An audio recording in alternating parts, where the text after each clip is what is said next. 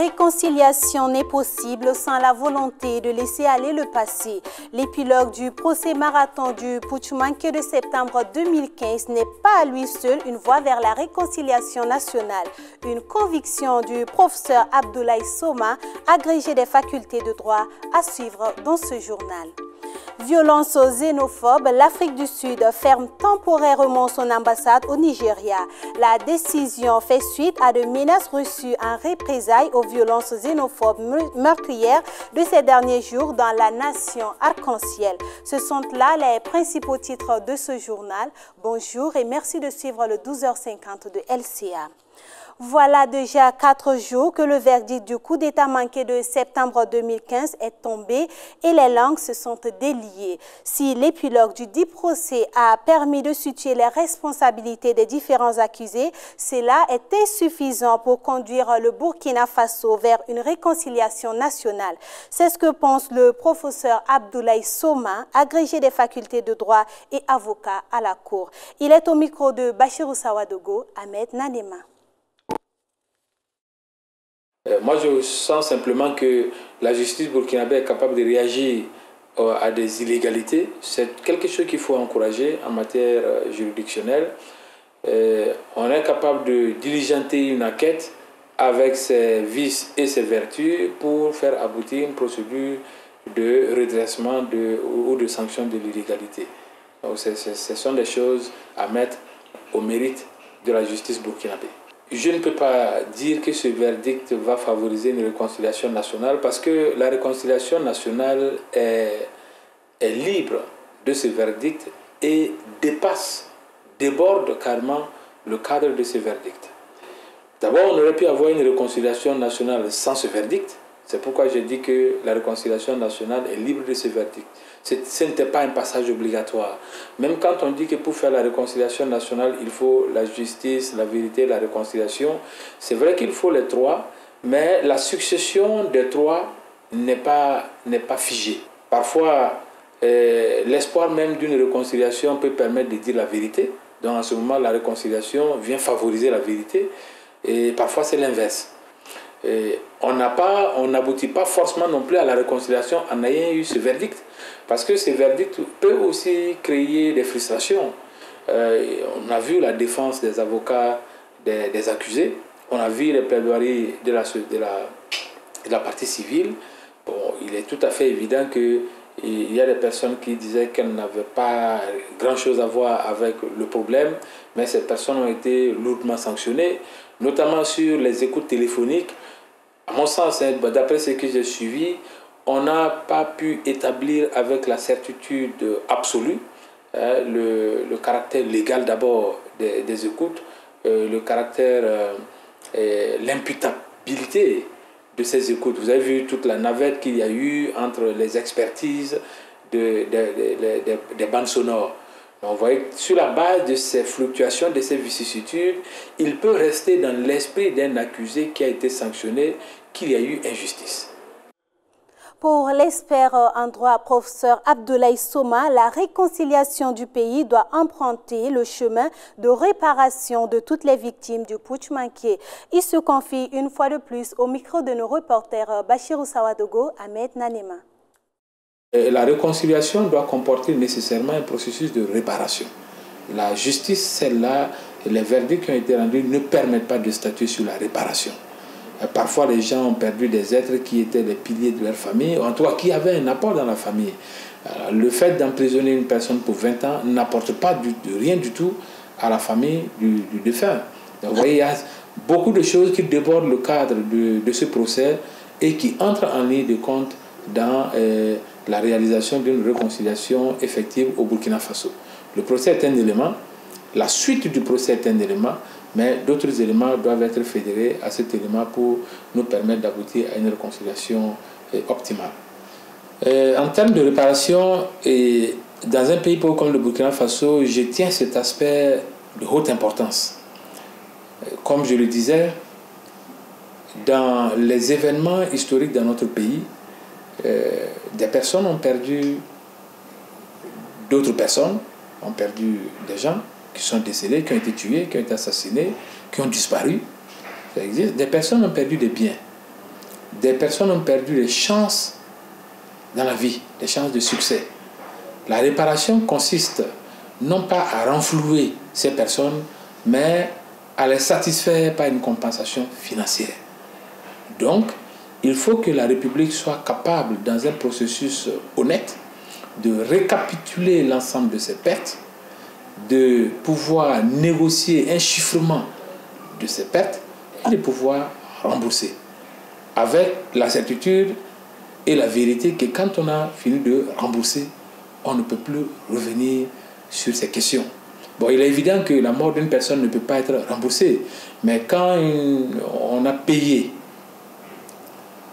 de façon symbolique quelques millions, si vous voulez quelques milliards, ça devrait suffire à ne plus ouvrir la plaie de la disparition de la personne. Et ça permet à la République, à la nation, de capitaliser sur ce qui a été fait, d'en tirer les leçons, mais de solder le passif. Autre point de l'actualité, à présent, les gestionnaires des ressources humaines de la fonction publique sont mécontents. Cela en raison du non-respect du protocole d'accord signé le 4 août 2017 entre le gouvernement et le syndicat national des gestionnaires des ressources humaines, le SINA-GR. Il a tenu une conférence de presse hier à Ouagadougou. Le but était de donner les raisons de son désaccord avec le gouvernement. Constantin Sieda et Oumou Konaté nous font le point. Rétablir la vérité face aux propos du ministre de la fonction publique sur la crise qui prévaut dans son département, tel est l'objectif de la présente conférence de presse qui s'est tenue ce 4 septembre à la Bourse de Travail. Selon le syndicat national des gestionnaires des ressources humaines, le SINA-GRH, le ministre Seni Ouedraogo affirmait lors d'une interview accordée à la télévision Burkina Info le 27 août dernier qu'il n'existe pas de protocole d'accord entre le SINA-GRH et le gouvernement, ce qui est formellement contesté par les conférenciers. Sur ces propos, nous tenons à apporter un démenti formel. Il y a bel et bien un protocole d'accord signé le 4 août 2017 entre le gouvernement et le SINA-GRH.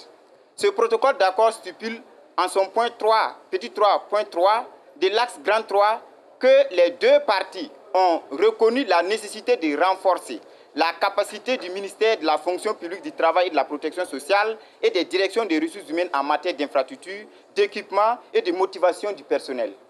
Par cette conférence de presse, le syndicat voudrait interpeller une fois de plus le gouvernement sur la situation qui prévaut dans la fonction publique. Le syndicat n'a aucunement voulu coudre une camisole de force pour y mettre le ministre Seni Ouedraogo. Au contraire, le syndicat n'a jamais caché sa disposition au dialogue et nous y sommes toujours disposés car nous estimons que c'est du choc des idées que naît le consensus. Ce qui vient avant de lui, c'est qu'en tant que membre du gouvernement, il devait peser de son poids pour que les meilleures conditions soient réservées aux gens de la fonction publique et à tous les démembrants de la fonction publique qui sont les DRH. Le SINA-GRH espère un déclic pour la reprise du dialogue afin d'aboutir à un consensus et à un apaisement du climat social au ministère de la fonction publique dans les meilleurs délais. Un autre point abordé lors de cette conférence de presse, les actions menées par le syndicat national des gestionnaires des ressources humaines, le SINA-GRH. Malgré maintes efforts, ces actions ne portent malheureusement pas fruit. C'est ce que déplore Yassia Tanama, responsable adjoint à la promotion syndicale. Suivez plutôt, il s'exprime au micro de Constantin Sieda, Oumou Konaté. Depuis le début de la crise au ministère de la fonction publique, le bureau national du SINA-GRH n'a cessé d'entreprendre des démarches pour faire venir le ministre Seni Ouedraogo sur la table des négociations. De même, des initiatives diverses ont été menées aussi bien par les responsables des structures en charge de la gestion des ressources humaines que par les gestionnaires des ressources humaines sur des initiatives personnelles. C'est ainsi que plus d'une vingtaine de directeurs des ressources humaines des ministères, après une vaine tentative de rencontrer leur ministre de tutelle technique, qu'est le ministre de la fonction publique, ont dû se résoudre à lui adresser une correspondance dans laquelle ils ont dépeint le risque qu'il y a à laisser pourrir la situation et plaider pour un retour du dialogue. En retour, cette démarche des responsables RH a été perçue par le ministre Seni Ouedraogo comme un acte de trahison. D'où sa demande à ses collègues ministres de relever les DRH signataires de la correspondance de leur poste. À l'analyse, cela n'est ni plus ni moins qu'une dictature de la pensée unique qui relève d'une certaine époque que nous pensions révolue.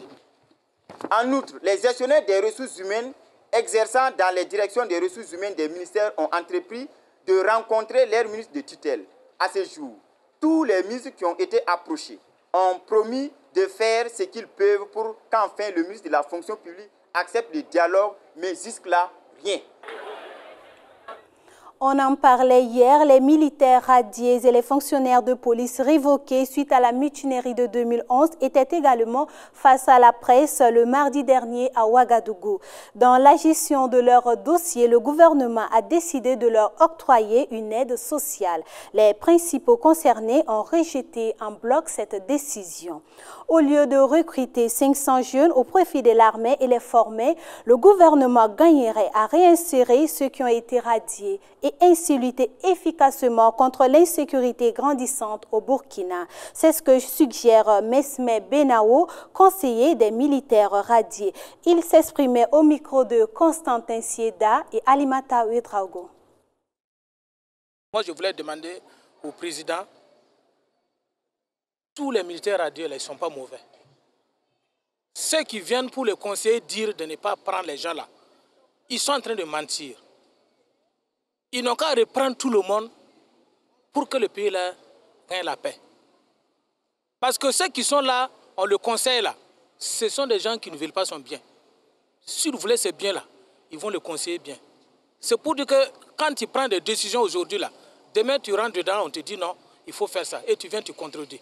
Toi tu es le président du Faso, que tous les Burkinabés t'ont désigné. Il ne faut pas quand même laisser, mais les gens vont te pousser à agir. Donc quand tu es responsable là, il faut tenir bon. Un opposant qui a dit qu'il est entouré de feux de brousse. Effectivement, il est entouré de feux de brousse. Le lion a dit qu'il est mal entouré. Ce sont des mauvais conseils qu'il a. Mais nous tous, nous sommes des filles de ce pays-là. Nous sommes tous des Burkinabés. Nous ne sommes pas des délinquants. Si on était des délinquants, là, depuis longtemps, ils allaient entendre qu'on a fait de n'importe quoi. Donc si on a pu tenir jusqu'à 8 ans là, ce n'est pas 8 jours. Moi qui est en train de vous parler présentement là, j'ai 23 ans de service. 23 ans de service, on m'a fait partir comme ça. Je n'ai pas été interpellé à la gendarmerie ni à la justice. On se lève, on fait ça. Donc, c'est pour dire que si nous parlons de la justice là, la justice doit faire son travail. Mais ce que moi je voulais demander là, ils n'ont qu'à reprendre tout le monde au pied d'égalité, au même pied d'égalité. Ils n'ont qu'à prendre tout le monde parce qu'il y a des jeunes parmi nous. Moi, je peux dire que je suis un papa. Je suis présentement à la retraite. Mais si je devais aller à la retraite, peut-être c'était en 2022 que je devais partir. Tu vois. Mais maintenant, nous sommes en train de lutter pour tout le monde. Ils n'ont qu'à tout faire pour quand même satisfaire. Le président, vraiment, non, le demande pardon. Il est notre papa. Il n'a qu'à tout faire quand même pour nous écouter. Depuis longtemps, nous sommes en train de lutter. Il n'a qu'à tout faire quand même pour nous aider. L'actualité internationale est marquée depuis le week-end dernier par les récentes violences xénophobes qui agitent l'Afrique du Sud. Pretoria a fermé temporairement ses missions diplomatiques au Nigeria à la suite de menaces reçues en représailles aux violences xénophobes meurtrières de ces derniers jours dans le pays de Nelson Mandela, a-t-on appris aujourd'hui auprès du ministère sud-africain des Affaires étrangères. Après avoir reçu des informations et des menaces de la part de Nigériens, nous avons décidé de fermer temporairement l'ambassade sud-africaine à Abuja et le consulat à Lagos, a déclaré à l'AFP le porte-parole du ministère des Affaires étrangères. Les missions diplomatiques ont été fermées mercredi et le resteront encore au moins aujourd'hui, a-t-il précisé. À la suite de violences xénophobes ces derniers jours en Afrique du Sud qui ont fait au moins 7 morts, les appels au boycottage de grandes marques sud-africaines se sont multipliés au Nigeria. Dans la nuit de mercredi à jeudi, un supermarché appartenant à une enseigne sud-africaine a été pillé à Johannesburg, mais aucun autre incident majeur n'a été signalé dans l'immédiat. Être libre, ce n'est pas seulement se débarrasser de ses chaînes, c'est vivre d'une façon qui respecte et renforce la liberté d'autrui. C'est sur cette citation de Nelson Mandela que se referme cette édition. Merci de l'avoir suivi. Je serai ravie de vous retrouver demain à la même heure. D'ici là, portez-vous bien en compagnie des programmes de LCA.